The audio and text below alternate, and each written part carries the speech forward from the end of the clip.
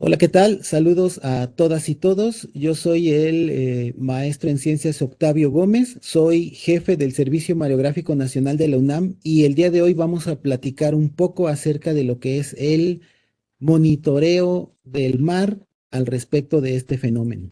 Quiero que todos comencemos haciendo un pequeño ejercicio de imaginación. Quiero que todas las personas que ahorita están conectadas escuchando este curso cierren tantito los ojos y se imaginen el escenario que voy a describirles.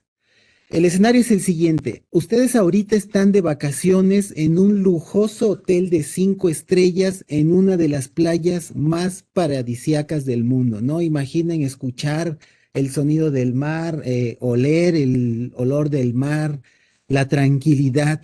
Además, la razón por la cual están de vacaciones es para celebrar la Navidad, lo cual ocurrió hace solo un par de días. El 24 de diciembre apenas ocurrió. Entonces, pues todavía están recuperándose de la gran fiesta, acaban de despertar y van a dar las 8 de la mañana. Entonces, arranquemos con este escenario. Pero ahora vamos a ver cómo complementamos nuestro escenario. ¿Dónde estamos ubicados? Estamos en la costa de Tailandia y en qué fecha estamos es 26 de diciembre del año 2004. ¿Qué es lo que ocurrió? Que ya un poco nos habló Jonathan. Exactamente a las 7:58 de la mañana, en la hora local, ocurrió un potente sismo de magnitud 9.1 en la costa norte de Indonesia. Ahí en el mapa que tenemos del lado derecho podemos ver la isla de Indonesia en la zona norte. Ahí ocurrió un potente sismo de magnitud 9.1. Entonces, continuando con nuestro escenario, nosotros que estamos en el hotel de vacaciones, estamos en el balcón de la habitación, sentimos el sismo porque se percibió claramente el sismo en donde estamos, en Tailandia, y vemos que se mueven las cosas, pero en general no tenemos una mayor afectación por el sismo, ¿no? Vemos que los movimientos ya pasaron y entonces decidimos salir al balcón porque ese día vamos a pasarlo en la playa. Y ya que estamos en el balcón viendo hacia el mar, notamos un fenómeno sumamente interesante. Vemos que el mar se empieza a retirar de la costa y empieza a dejar descubierto una buena porción de suelo arenoso. Pero después de esta retirada del mar, vemos cómo el mar regresa fuertemente y en pocos minutos notamos que esta onda de tsunami empieza a llevarse todo lo que encuentra a su paso, dejando una destrucción completa de toda la zona costera. Entonces, como les había dicho, ya Jonathan les habló de este evento, el tsunami del año 2004. Ya les había mencionado todos los países que fueron afectados. Aquí en la tabla del lado izquierdo podemos ver el país. Del lado derecho, en esa misma columna, el número de víctimas mortales que tiene reportadas de forma oficial y en un número grandote, el gran total solo para este evento, ¿no? 227.898. Entonces, eso nos hace pensar en la pregunta, bueno, ¿por qué ocurrió semejante catástrofe? ¿Qué fue lo que pasó? ¿Qué provocó que hubiera tanta pérdida de vidas y tantas pérdidas materiales? Y la respuesta es relativamente simple y es porque no existe absolutamente ningún tipo de infraestructura con respecto a este fenómeno. ¿A qué infraestructura me refiero? Bueno, vamos a hablar de que a grandes rasgos Una estrategia integral contra tsunamis tiene tres grandes componentes. Estos tienen varios subcomponentes y aquí vamos a ver solo una parte de esos subcomponentes. El primer componente está relacionado con monitoreo y alertamiento, que es donde el Servicio Mariográfico Nacional tiene una participación y ya les hablaremos un poquito más de eso adelante. También está todo lo relacionado con infraestructura y planeación. Ahí en la imagen podemos ver, por ejemplo, un muro anti-tsunamis de los que hay en Japón. Y la parte de planeación se refiere a todo lo que tiene que ver con la generación de mapas de peligros, por ejemplo. Infraestructura también habla de la parte de las señalizaciones o estructuras generadas específicamente para tsunamis, como estos sitios de evacuación vertical. Y finalmente, del lado derecho, el tercer gran componente está relacionado con la preparación. Y vean que en la preparación yo les hablo que debe afectar tanto entidades como individuos. Es evidente que las entidades de protección civil tienen una gran importancia y un gran peso, pero los individuos también deben estar preparados y en general las demás entidades. Por ejemplo, imaginen que ocurre un tsunami en una población costera en horas escolares y entonces tienen que evacuar todas las escuelas. Claramente el personal de protección civil difícilmente tendría tiempo para llegar o personal para cubrir a todas las escuelas. Entonces los maestros y los alumnos también ya deben tener claro qué es lo que tienen que hacer.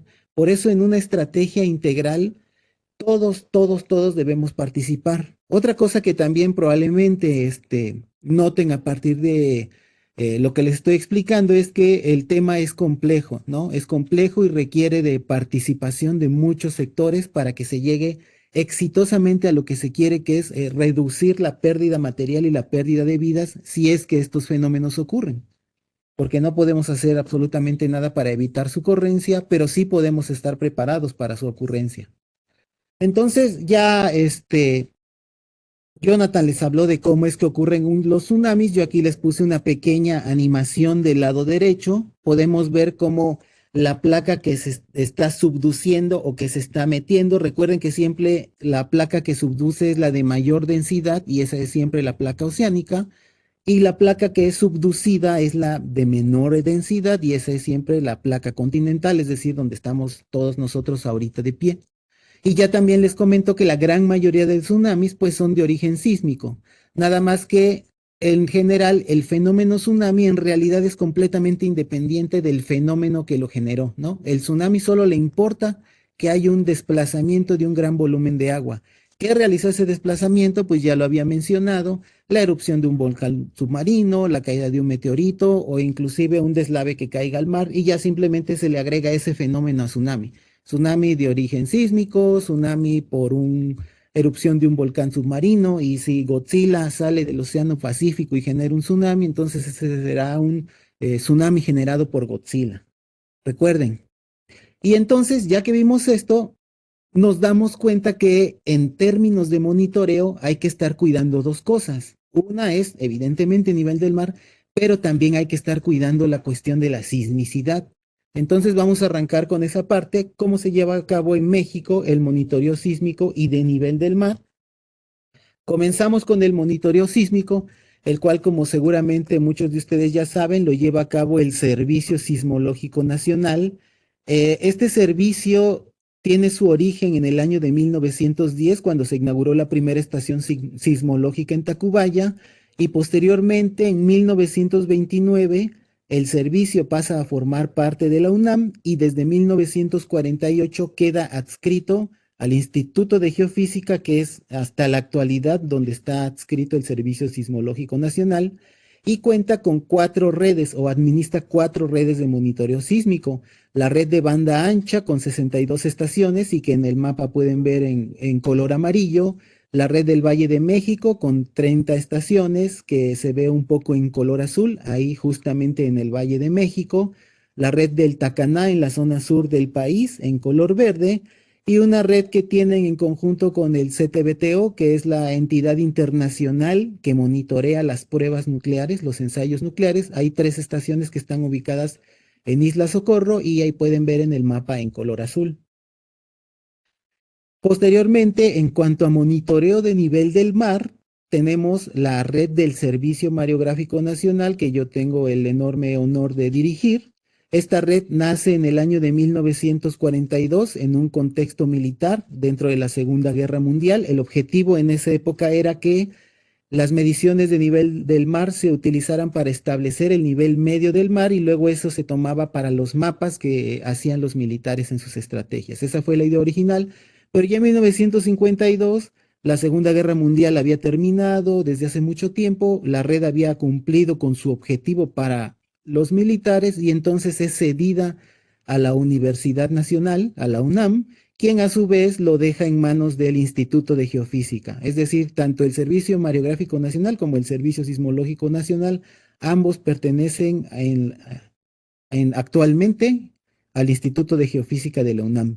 Y bueno, este servicio mareográfico cuenta con 27 estaciones y es la red más antigua de México. No es la única. Ahorita vamos a hablar de las demás redes que existen.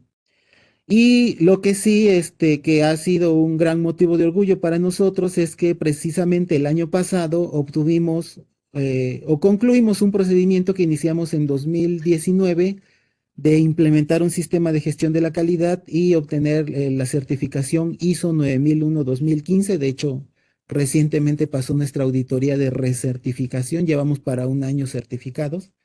Y pues somos la única red en México que cuenta con un certificado ISO 9001. Pero no somos la única ni tampoco somos la más grande. También está, las puse por orden cronológico. Recuerden que la del Servicio Mareográfico Nacional nace en 1942. Después, la red de nivel del mar del CICESE nace en 1973 con la idea de descentralizar las actividades del Servicio Mareográfico Nacional de tal modo que el CICESE, debido a su cercanía, se encargara de monitorear la península de Baja California y el resto del país ya lo monitoreara el Servicio Mareográfico Nacional. Posteriormente, en el año de 1998, nace la red de nivel del mar de la Secretaría de Marina, que actualmente de todas las redes que hay es la más grande que existe. Y en el año 2004 nace la última de las redes de nivel del mar que tiene México, que es la del Instituto Mexicano del Transporte. Y bueno, ¿y estas redes qué es lo que tienen, no? ¿Qué es lo que miden? ¿Cómo lo miden? Vamos a platicar un poquito de eso. En primer lugar, aquí les pongo el ejemplo de una estación a como la manejamos nosotros en el Servicio Mareográfico Nacional. No necesariamente todas las redes manejan este estándar porque tienen objetivos diferentes. Este estándar está pensado para aplicaciones tanto científicas como técnicas, ¿no? Estudios ingenieriles y consta de tres componentes. El primero, evidentemente, es el monitoreo del nivel del mar. Ahí puse unos ejemplos de sensores que se utilizan, que más adelante vamos a ver un poco más a detalle. Pero también tenemos equipo de monitoreo de variables meteorológicas porque hay fenómenos meteorológicos que afectan el nivel del mar. La transmisión que normalmente se hace de forma redundante para que si por alguna vía no sale el dato salga por otra y no se pierda la información y receptores GPS para caracterizar movimientos de corteza y ahorita vamos a ver un ejemplo muy muy concreto de eso.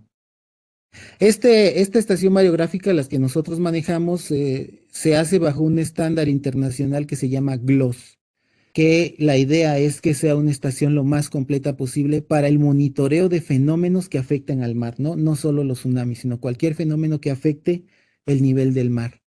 Y bueno, ¿cómo funciona el registro del nivel del mar? En realidad es un principio sumamente sencillo. Otra vez les voy a pedir que hagamos un pequeño ejercicio de imaginación. Imaginen que están en la playa que tenemos aquí en esta animación al frente, ¿no? Están en su bermuda, su playera y van a tener tres elementos, bueno, cuatro elementos. El primero de estos elementos es una regla de estas grandotas de madera con las que nos pegaban los maestros de mis tiempos, ahora creo que ya no lo hacen. Una regla de madera grandotota, una libretita con su lápiz y un reloj, ¿no? Un reloj a prueba de agua de preferencia para que no se les eche a perder cuando entren. Y comienzan a caminar en el mar, ¿no? Llegan a cierta profundidad, hagan de cuenta que pues el mar les da un poco por encima de las rodillas, ponen su reglita y simplemente lo que hacen es apuntar, a ver, ¿a dónde llega el mar en este momento? Son las 12:41, llega a 25 centímetros, lo anotan. A las 12:42, ¿a dónde llega? 28 centímetros, lo anotan. A las 12:43, ¿a dónde llega? 27 centímetros, lo anotan. Y así están anotando. Lo único que están anotando es la altura que tiene el mar en ese punto en cierto instante del tiempo. Y eso ya después, si lo quieren graficar, aquí nada más esto les puse como abreviario cultural. El primer equipo de monitoreo de nivel del mar que se instaló en México fue en el año de 1909 en el puerto de Veracruz. Era un equipo francés, ¿no? En esa época los franceses y los ingleses tenían el monopolio de esta clase de equipamiento. Pero bueno, entonces, ese principio que les expliqué, que lo único que hace es qué altura tiene el mar en cierto instante del tiempo en cierto punto, actualmente se registra con un equipo llamado mareómetro. Antes se llamaba mareógrafo porque el resultado se escribía gráficamente, pero ahora ya todos los equipos son digitales, entonces es más correcto llamarlos mareómetros. Y son los instrumentos que registran las mareas, es decir, el nivel del mar a lo largo del tiempo con respecto a un punto de referencia. Estos equipos se ubican en muelles o edificaciones muy cercanas al mar, ya que requieren de un mínimo de profundidad para poder llevar a cabo el registro y utilizan tecnologías muy variadas. Aquí les menciono tres, lo que es radar, flotador y presión, ¿no? Y aquí está un ejemplo de un equipo de radar que este simplemente emite una onda electromagnética, mide cuánto tiempo tarda en ir y regresar y ya con eso puede estimar la distancia del sensor a la superficie del mar y por ende cuál es la altura en la que se encuentra el mar en ese momento. También tenemos la tecnología que, aunque actual, es con la que se comenzó a medir el nivel del mar, que era con un flotador que estaba unido a un contrapeso por un cable y el flotador, al igual que los flotadores que uno tiene en el tinaco o en la taza del baño que suben y bajan con el agua, este hace exactamente lo mismo, simplemente que ese movimiento de subir y bajar a través de la cadena se transmite a un equipo antes completamente mecánico, ahora completamente digital, pero el principio es exactamente el mismo. Y bueno, normalmente estos equipos se meten en tubos de PVC para filtrar las altas frecuencias, que es el oleaje por viento. Y los sensores de presión, que como se imaginarán, pues lo que hacen es medir la presión de la columna de agua que está encima del sensor, ¿no? Y a medida que esta presión va variando, pues quiere decir que la columna de agua es más alta o más baja y ya con eso se puede estimar el nivel del mar. Además, estos equipos tienen pues cosas como por ejemplo para compensar, tienen un sensor de temperatura para poder compensar la expansión térmica que puede haber en el día para que lo que midan exactamente se refiera a nivel del mar. Y bueno, entonces quedamos que ya sea que con nuestra libretita y nuestra regla o con un equipo digital, cuando lo grafiquemos, pues lo que vamos a ver es una señal como la que tenemos acá. Aquí tenemos una gráfica de un dato por minuto en la estación de Acapulco del 1 al 4 de noviembre del año 2021. Vemos que todo estuvo muy tranquilito en esos días. Y lo que vemos, pues las subidas y las bajadas es la marea alta y la marea baja, ¿no? No hay ningún secreto ahí. Ahora, ¿cómo se ve un tsunami en uno de estos registros de nivel del mar? No, este es un registro normal, pura marea, nada perturbó el mar. Pero aquí lo que tenemos es el registro de un tsunami en particular, el que fue el 8 y 9 de septiembre de 2021, ¿no? Más o menos. Entonces vemos cómo viene nuestra señal muy feliz y de pronto tenemos estos brincos, ¿no? Amplitudes que suben y bajan. Hace rato Jonathan les mencionó el periodo, que los tsunamis tienen periodo de minutos. Quiere decir que una de estas ondas completa tarda minutos en llevarse a cabo. O dicho de otro modo, si yo estoy parado en la costa, las ondas de tsunami, sus llegadas son cada cierta cantidad de minutos. A eso se refiere el periodo y eso es lo que se puede ver primero en esta gráfica. Y lo que vemos es que pues las primeras ondas, en este caso, no es una regla, en este caso en particular, las primeras ondas del tsunami son las que tuvieron la mayor amplitud. Y en este caso en particular también vemos que primero el mar se retiró y después entró. Eso tampoco es una regla, puede ocurrir al revés también. Depende de cómo llegue la onda a la costa. Pero aquí hay otra cosa interesante que tal vez no se vea a primera vista. Y es que si uno grafica atrás el pronóstico de marea astronómica, es decir, cómo se comporta la marea si no le afecta nada, ¿no? No le afectan ni tsunamis, ni huracanes, nada. La marea está tranquilita. Esa es la línea en color negro. Pero nosotros al graficar los datos en color azul y poner un filtro que pase por en medio de la señal, vemos que está desplazado, que es la línea en color rojo, ¿no? El mar está más abajo de lo que debería estar, es lo que nos está diciendo esta señal. Lo que sucedió en este evento en particular, en este sismo y tsunami, fue que hubo un levantamiento de la corteza terrestre. No es que el mar se haya alejado, más bien la tierra se levantó y el equipo que está en tierra, pues se levantó junto con él del orden de unos 30 centímetros. Esto es, no voy a decir que común, pero ha pasado ya varias veces en varias zonas de la costa, principalmente en el Pacífico Sur, Guerrero, Oaxaca, y nosotros en el nivel del mar, pues podemos detectar rápidamente este cambio en la señal. Pero recuerdan que hace rato les mencioné que para poder caracterizar mejor los fenómenos, pues hay sensores meteorológicos y equipo de GPS. El equipo de GPS precisamente se utiliza para corroborar la información que vimos ahí y estar 100% seguros que no se debió a un fallo en el sensor o algo, o que el radar se cayó al agua con el movimiento o algo así. Y es la gráfica que tenemos del lado derecho. Tal vez no les parezca muy clara, pero en la parte inferior vemos como pues la variación del movimiento vertical es muy poquito y de repente, ¡prum!, pega un brinco, ¿no? Les comentaba de alrededor de unos 30 centímetros, aunque a lo largo del tiempo se va asentando y digamos que la ganancia pues queda a la mitad, ¿no? Unos 15 centímetros. Pero ya habíamos hablado un poco de que no solo los sismos generan tsunamis y ya se había mencionado las explosiones submarinas y tenemos un ejemplo muy concreto que fue la erupción del volcán submarino Unga Tonga. Del lado izquierdo tenemos lo que fue el registro del tsunami en las estaciones del Servicio Mareográfico Nacional, que en realidad vemos que pues son alturas bastante modestas. Nosotros lo que reportamos en nuestras tablas es amplitud pico a pico, no es decir, toda la amplitud de la onda.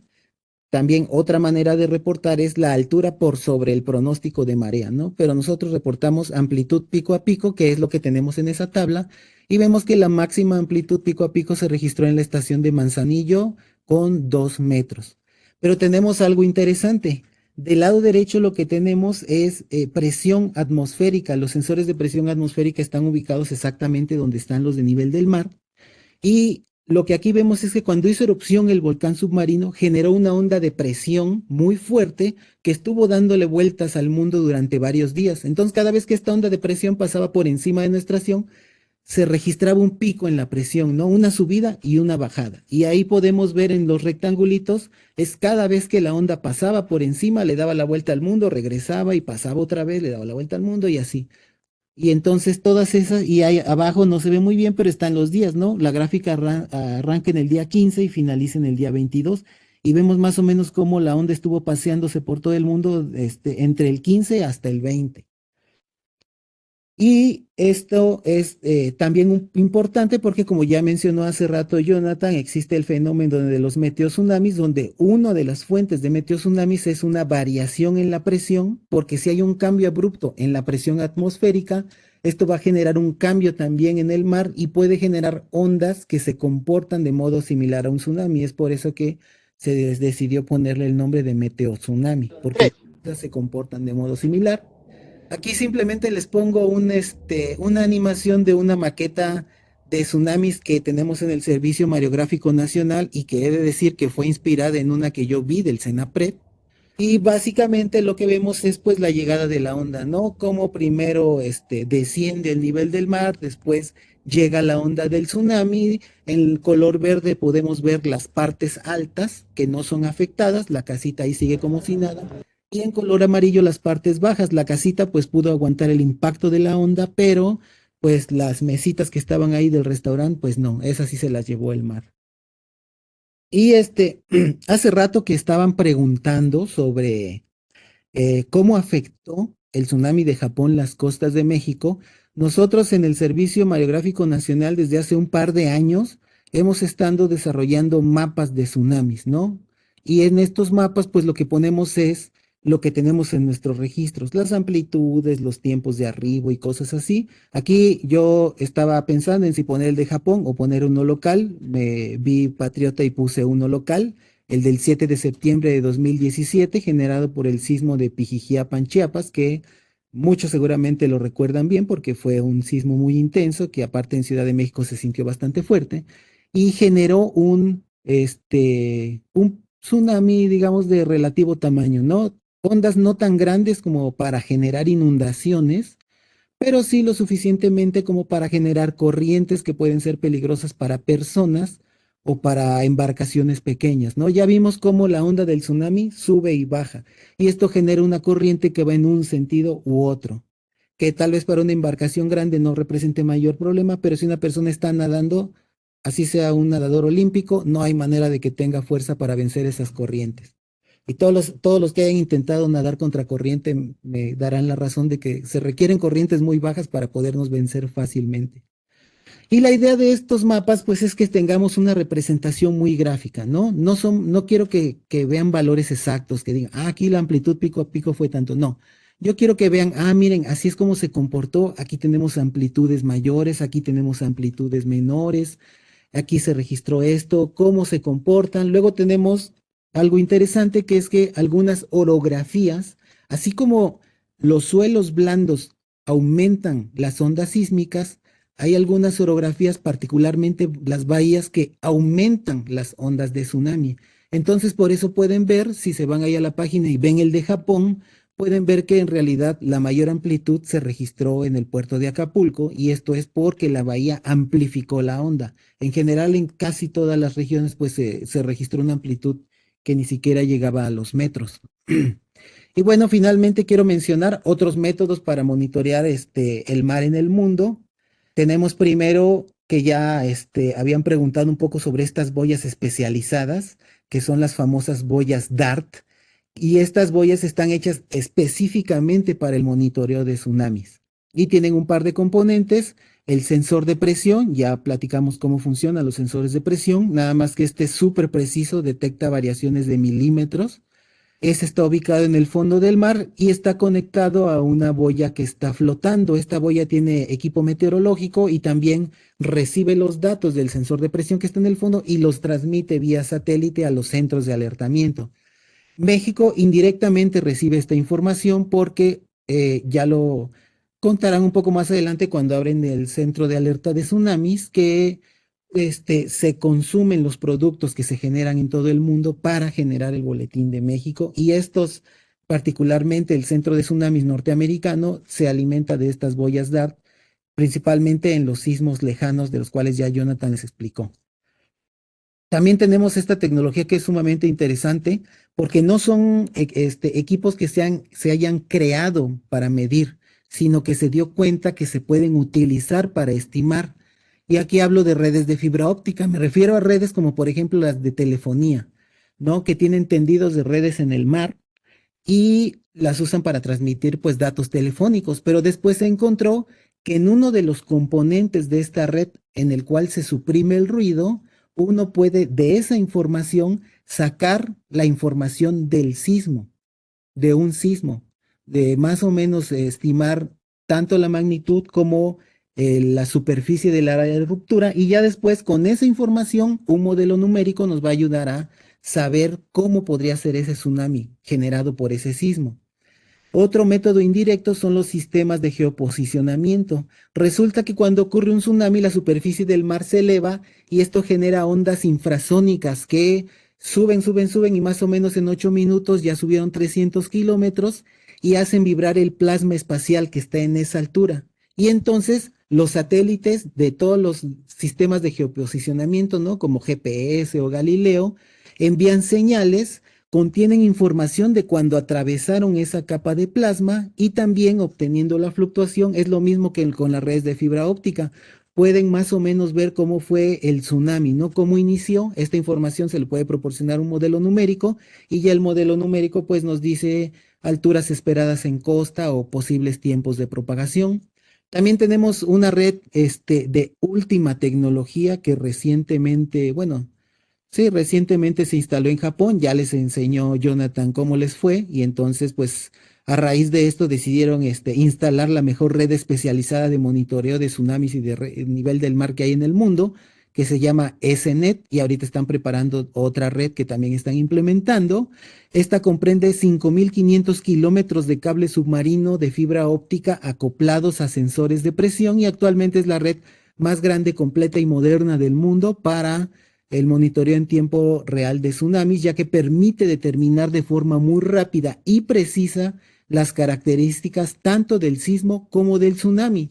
Y bueno, hemos estado hablando mucho de los modelos numéricos, ¿no? Que finalmente todos estos sistemas generan algo que yo le meto al modelo numérico y ya el modelo numérico que ya Jonathan incluso les mostró resultados de modelos numéricos, pero un modelo numérico básicamente son sistemas de ecuaciones, en particular las ecuaciones de aguas someras, y uno cuando las resuelve en la computadora, te entrega información del tsunami, ¿no? La salida es información de su desarrollo, como por ejemplo la altura que pueden alcanzar las ondas en la costa, el tiempo que les va a tomar desplazarse. Aquí tenemos el ejemplo del tsunami de Japón de 2011 y como nos habían mencionado, pues ya le toma varias horas alcanzar la costa de México, pero llega, porque en mar abierto son bastante veloces las ondas de tsunami. Y bueno, los sistemas de alertamiento de tsunamis de todo el mundo hacen uso de pronósticos numéricos para generar escenarios y con base en estos escenarios emitir o no boletines de alertamiento y también estos escenarios son necesarios para la definición de rutas de evacuaciones en ciudades costeras. Y bueno, ya para finalizar, quiero aprovechar para invitarlos a un curso que estamos preparando, un MOOC, que está preparando el Servicio Mariográfico Nacional en colaboración con varias personas, este, que se llama Introducción a los tsunamis desde sus causas y consecuencias hasta las estrategias de reducción de riesgos. Y nos acompaña la doctora Sholi Pérez Campos, que es directora de la División del Sistema Internacional de Vigilancia de la Organización del Tratado de Prohibición Completa de Ensayos Nucleares, el doctor Genta Nakano, que es investigador del Instituto de Investigación en Prevención de Desastres de la Universidad de Kioto en Japón, la teniente de corbeta Yuritsi Pérez García, jefa del Departamento de Capacitación del Centro de Alerta de Tsunamis, del cual al rato les van a platicar ampliamente, y de hecho la teniente Yuritsi va a participar también el día de hoy. La teniente de corbeta Caterín Ramírez Tenorio, jefa del Departamento de Procesamiento y Análisis del CAT, y el capitán de corbeta Gustavo Zárate López, jefe de operadores del Centro de Alerta de Tsunamis. Recuerden que los MOOC en Coursera son completamente gratis. Sí tiene un costo el certificado, pero pues eso no importa. Ustedes quédense con el conocimiento nada más. Y bueno, cuando sea publicado ya les estaremos avisando. Muchas gracias por su atención.